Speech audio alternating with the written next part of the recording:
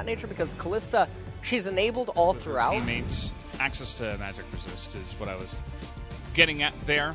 Also, I feel like it also adds another fantastic ultimate for the Sylas, just to add insult to injury. It's like, what is going on down here, Teddy? Now they need Kana's presence, but he's also very low on mana. Hold on, though. Oh boy, just getting caught in the front by that stun. Was it the 200 IQ bait, though, as the TPs are going to make their way in? Kana's actually pretty low. He's going to get knocked up by the Sylas as finally Fate's Call comes in there and saves the Taric. And at the end of the day, KT are going to win this first team fight. Effective with what he was able to do, and KT stayed together as a team. Deals true damage, and they want to make sure that Shelly doesn't take that much excess damage after the crash. And that's going to be all these turret plates going over, Effort even flashing. And really just make too much of a difference, as now we're trying to bully So-Won Anonymous Result. That's really unfortunate, as they're trying to chase down this Aatrox, and finally something is going to land. The chains comes in, and that should be enough. Slowly moving forward here. Looking to raise this mid-tier 2 turret, and this might be a team fight. Oh, okay, Cuz trying to steal that Emperor's Divide as yet another Forge there is not going to land. Now, coming in on the right-hand side, remember, he's the only one that can reliably deal damage. Okay, there's an ultimate. Thomas Kench, still a champion. And when T1 is, well, okay, hold on.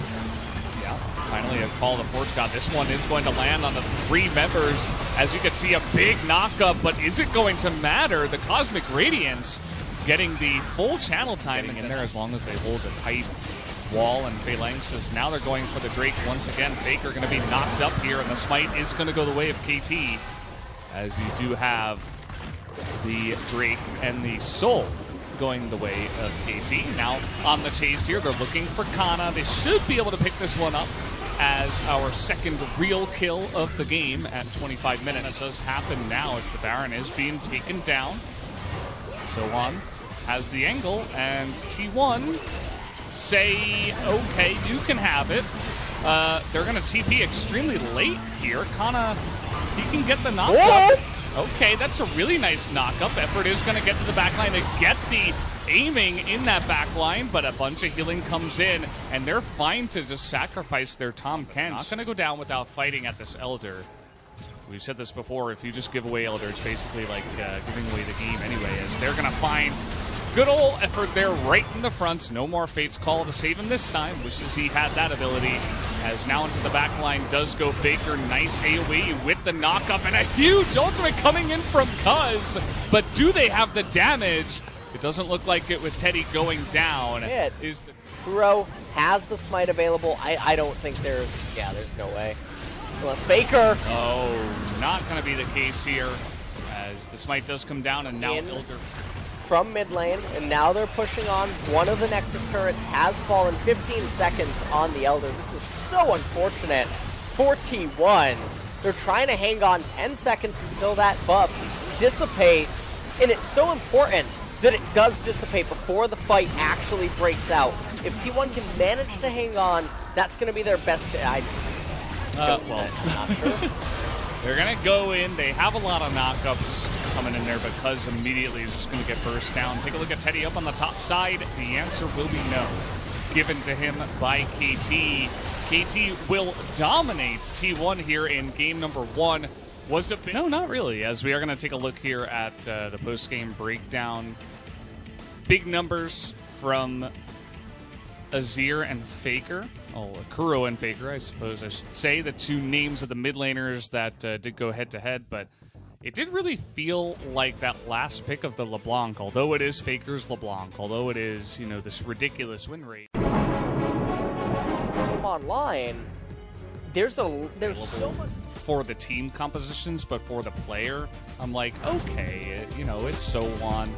Give it over to him, give him some comfort, and see what he can do with it. Stay inside of his lane as they're looking to dive him.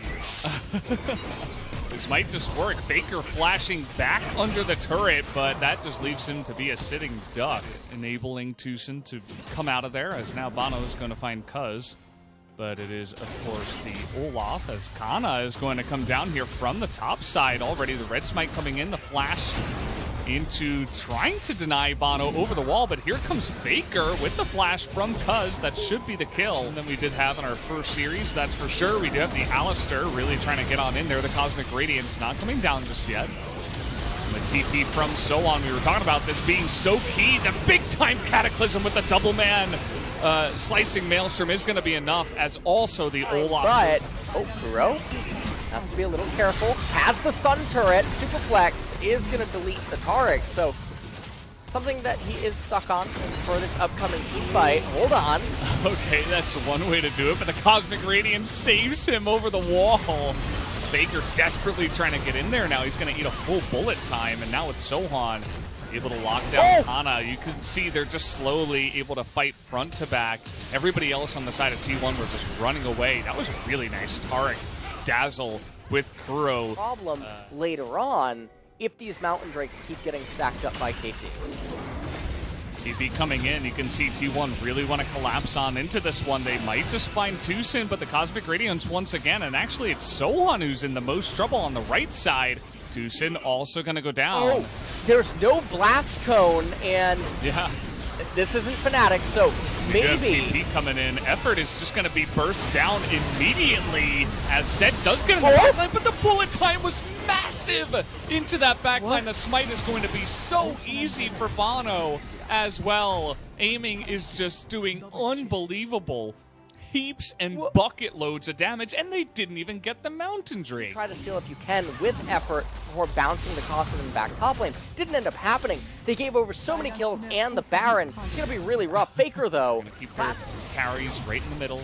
Aiming is just protected, but now here we go. T1 is going to go for that big engage set. Able to get in the back line. Here's Faker going to be pushed away. The Cosmic Radiance helping to keep everybody alive. He's eating so much damage from that bullet time, but they are all able to survive. Effort looking for the follow-up engage. They are going to burst down Kuro. The Olaf actually doing some pretty huge damage. There's the double kill. And now they're going to have Bono as well. They are able to dog them down. So good at doing exactly that. They could have a fun time, but if they group up and all get bunched up for aiming to just kill them, as the Cataclysm is going to come in. You can see Bono is trying to force that situation, but in goes the set. Immediately the Cosmic Radiance is going to come in, playing very safe now. Is KT looking for the knockup on a Faker? It's not going to come in, as Effort is going to go down to the bullet time, immediately making it 5v4. But it is just that support, as Faker is going to go in, and he's going to be stunned and killed in the back line. That's exactly what they wanted, but look at Teddy. He's trying to tip away at them, but they are going to knock him up. There is the kill by the MF, and that should just be it with the TP coming in. KT1 wasn't some sort of lucky stuff happening in the early stages, snowballing out of... Giving themselves a round of applause, and honestly, they should. You know, we talked about how this was an upset. This was not what we expected, just looking at the cards here coming into the game. T1 was absolutely the favorite coming into this one, but KT were able to shut them down.